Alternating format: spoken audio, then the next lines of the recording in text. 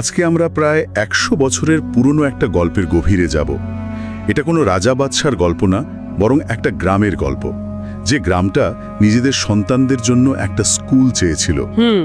আমাদের হাতে থাকা তথ্যসূত্র, নারান্ডিয়া টিআর কেইন স্কুল ও কলেজের ইতিহাস ও বিবর্তন আমাদের সেই যাত্রার সঙ্গী হবে। আচ্ছা, আমরা দেখব কিভাবে ধরুন একটা টিনের ঘর থেকে শুরু হওয়া স্কুল সময়ের সাথে সাথে একটা পুরো অঞ্চলের স্বপ্নের বাতিঘরে পরিণত হলো। চলুন এই অসাধারণ পথ চলার ভেতরের গল্পগুলো খুঁজে বের করি। এটা আসলে শুধু একটা প্রতিষ্ঠানের ইতিহাস না, এটা একটা আয়নার মতো, যেখানে দেখলে বোঝা যায় একটা সমাজ কিভাবে সময়ের সাথে নিজেকে গড়ে তোলে। ঠিক। আমরা দেখব কিভাবে ব্যক্তিগত ত্যাগ, সম্প্রদায়ের একতা আর শিক্ষার প্রতি গভীর আকাঙ্ক্ষা একটা পিছিয়ে পড়া জায়গাকে পুরোপুরি বদলে দিতে পারে। প্রতিটি বাঁকে কিছু শেখার আছে। তাহলে চলুন একেবারে শুরু থেকে শুরু করা যাক।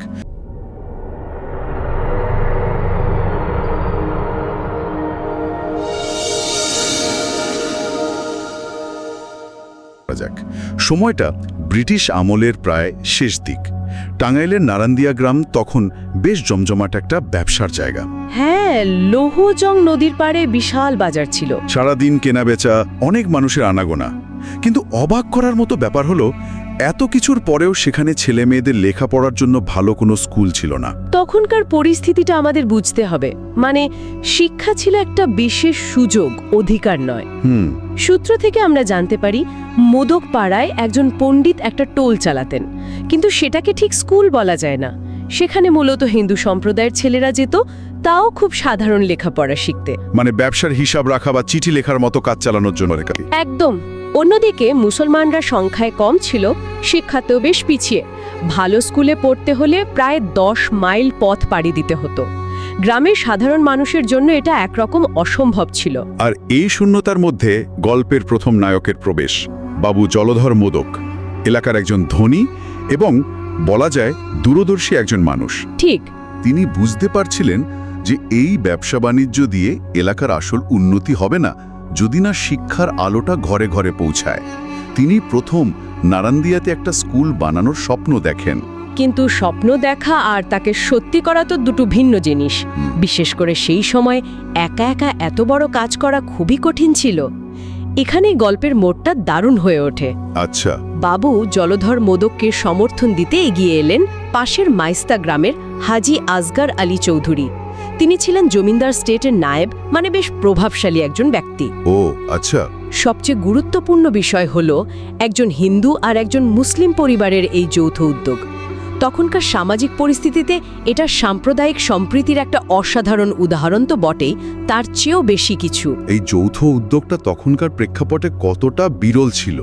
এটা কি শুধু দুজনের ব্যক্তিগত সম্পর্কের কারণে সম্ভব হয়েছিল, নাকি নারান্দিয়ার মতো বাণিজ্যিক কেন্দ্রে হিন্দু মুসলমানদের মধ্যে পারস্পরিক নির্ভরতাটাই এমন সহযোগিতার ভিত্তি তৈরি করে দিয়েছিল? খুব গুরুত্বপূর্ণ একটা প্রশ্ন। আমার মনে হয় দুটোই সম্ভবত কাজ করেছে। তাদের মধ্যে ব্যক্তিগত সদ্ভাব নিশ্চয়ই ছিল, কিন্তু এর পেছনে অর্থনৈতিক এবং সামাজিক বাস্তবতাও ছিল। নারান্দিয়ার মতো একটা বাজারে হিন্দু বণিক আর মুসলিম তালুকদার বা কৃষকদের একে অপরের ওপর নির্ভর করতে হতো। ব্যবসা তো একা চলে না। এই পারস্পরিক নির্ভরতা হয়তো তাদের শিখিয়েছিল যে সম্প্রদায়ের উন্নতি করতে হলে একসাথে কাজ করতে হবে। তার এটা শুধু বন্ধুত্বের নিদর্শন নয়, এটা ছিল সময়ের প্রয়োজনে জন্ম নেওয়া একটা ব্যবহারিক পদ্ধতি। একদম দারুণ একটা পর্যবেক্ষণ। এরপর 1929 সালে বাবু জলধর মোদক তার বাবা টেনুরাম মোদকের নামে স্কুল প্রতিষ্ঠার জন্য 30% জমি আর একটা টিনের ঘর দান করলেন। হ্যাঁ। আর এভাবেই যাত্রা শুরু হলো নারান্দিয়া টিআরএমই স্কুলের, অর্থাৎ টেনুরাম মিডল ইংলিশ স্কুল। প্রথম প্রধান শিক্ষক হলেন বাবু সতীশচন্দ্র মোদক।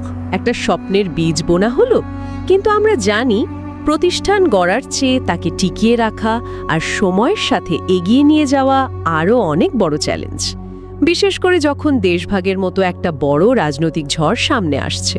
ঠিক তাই, ব্রিটিশ আমলে যে স্বপ্নের বীজ বোনা হলো 1947 সালের দেশভাগ আর পাকিস্তান আমল সেই চারাগাছটিকে একটা পরীক্ষার মুখে ফেলে দিল। স্কুলের নেতৃত্বেও পরিবর্তন এলো। বাবু জলধর মোদকের মৃত্যুর পর তার ছেলে গুরুদাস মোদক এবং হাজী আসগর আলী চৌধুরীর মৃত্যুর পর তার সুযোগ্য পুত্র সাদত আলী চৌধুরী স্কুলের দায়িত্বে এলেন। আর 1956 সালে সাদত আলী চৌধুরী যখন সেক্রেটারি হলেন, সেটাই ছিল প্রতিষ্ঠানটির জন্য একটা মোড় ঘুরিয়ে দেওয়ার মতো ঘটনা। আর ঠিক তার পরপরই এলো প্রথম বড় ধাক্কাটা। হ্যাঁ, 1958 সালে সরকার মাইনর স্কুল বা ষষ্ঠ শ্রেণী পর্যন্ত স্কুলগুলোর নিয়ম বাতিল করে জুনিয়র হাই স্কুল অর্থাৎ অষ্টম শ্রেণী পর্যন্ত পড়ার ব্যবস্থা চালু করল। তার মানে হলো নারান্দিয়া স্কুলকে যদি অষ্টম শ্রেণী পর্যন্ত উন্নীত করা না যায়, তাহলে সরকারি অনুমোদনই বাতিল হয়ে যাবে। ঠিক, স্কুলটার অস্তিত্বই সংকটের মুখে পড়েছিল। এই কঠিন সময়ে আবারও সম্প্রদায়ের ভেতর থেকেই একজন এগিয়ে এলেন, নারান্দিয়ার আরেক ব্যবসায়ী বাবু ক্ষেত্রনাথ ভৌমিক। আচ্ছা, তিনি নগদ 2000 টাকা আর একটা নতুন টিনের ঘর দান করলেন। ভাবা যায় আজকের দিনে 2000 টাকা হয়তো কিছু না, কিন্তু তখন এটা বিশাল একটা অঙ্ক ছিল। তার এই অবদানকে সম্মান জানাতেই স্কুল কমিটি একটা দারুণ সিদ্ধান্ত নেয়। স্কুলের নামের সাথে তার নামে প্রথম অক্ষর কে এবং তার বাবার নামে প্রথম অক্ষর এন যুক্ত করা হলো। ও, এই কারণেই নামটা TRKN হলো। হ্যাঁ, নতুন নাম হলো Narandia TRKN junior high school. এই ঘটনাটা খুব প্রতীকী।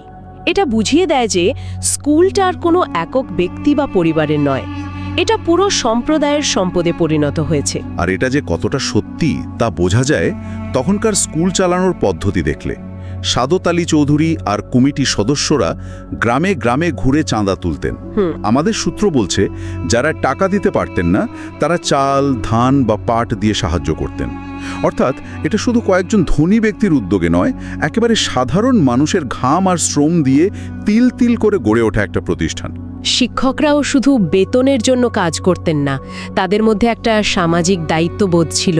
তারা জানতেন তারা শুধু ছাত্র পড়াচ্ছেন না, একটা পুরো অঞ্চলের ভবিষ্যৎ তৈরি করছেন। এটা ছিল একটা সত্যিকারের গণ উদ্যোগ, একদম, যেখানে সবার সামান্য অবদান মিলে একটা বড় স্বপ্নকে বাঁচিয়ে রেখেছিল। এই সম্মিলিত চেষ্টার ফলও পাওয়া গেল হাতে নাতে। জুনিয়র হাই স্কুল হিসেবে প্রতিষ্ঠানটা খুব নাম করল। দূর দূরান্তের গ্রাম থেকে ছাত্রছাত্রীরা এখানে পড়তে আসতে শুরু করলো। আর এখানে সাদত আলী চৌধুরীর ভূমিকাটা ছিল অবিশ্বাস্য।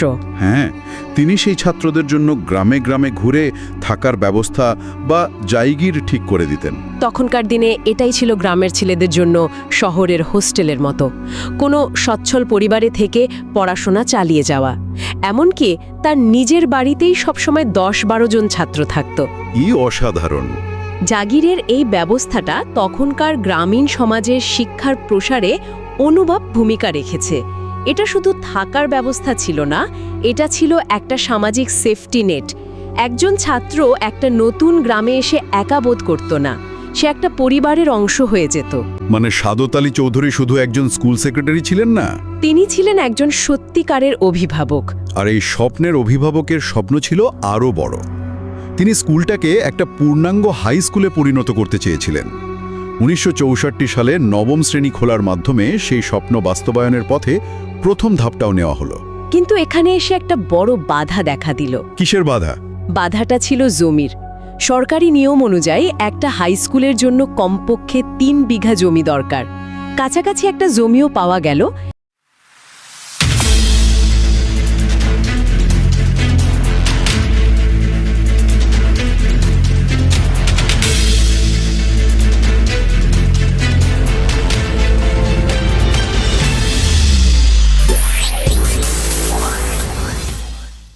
কিন্তু জমির মালিক মুজাফফর আলী তালুকদার সেই জমি দান করতে রাজি হলেন না।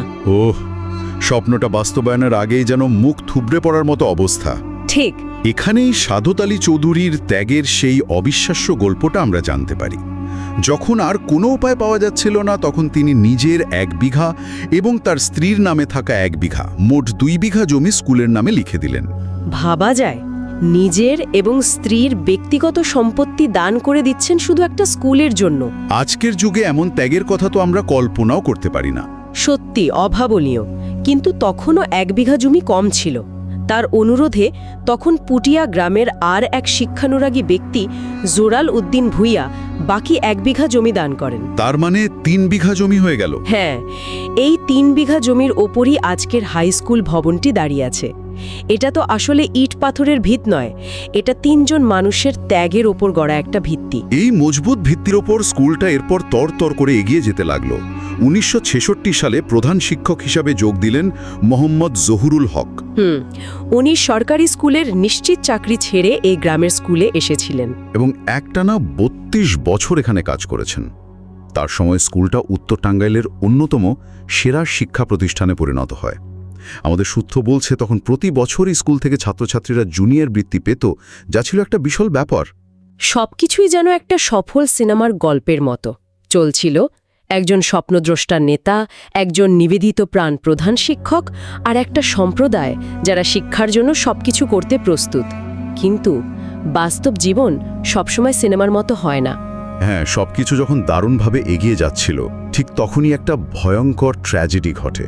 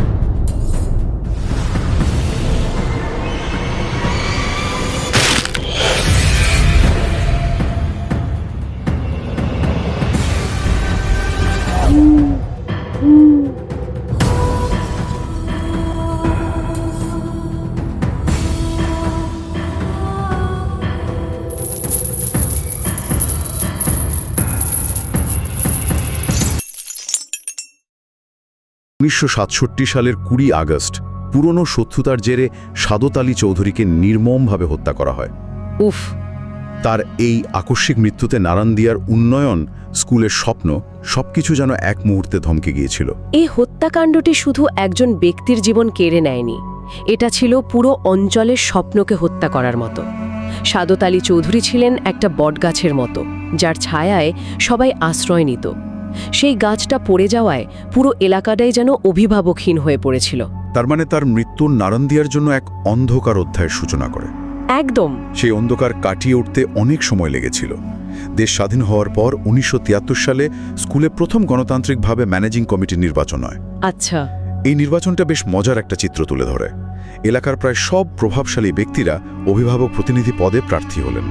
এটা প্রমাণ করে স্কুলটা ততদিনে কতটা ক্ষমতার কেন্দ্রবিন্দু আর সম্মানের জায়গায় পরিণত হয়েছে। আর সেই নির্বাচনেই একটা নতুন প্রজন্মের আগমন ঘটে। সাদত আলী চৌধুরীর দ্বিতীয় পুত্র, মাত্র 24 বছর বয়সী আজিজুর রহমান চৌধুরী সদস্য হিসেবে নির্বাচিত হন। এটা তো খুব প্রতীকী একটা ঘটনা। হ্যাঁ, যেখান থেকে তার বাবা বিদায় নিয়েছিলেন, অনেক বছর পর সেখান থেকেই যেন ছেলে আবার হাল ধরলেন।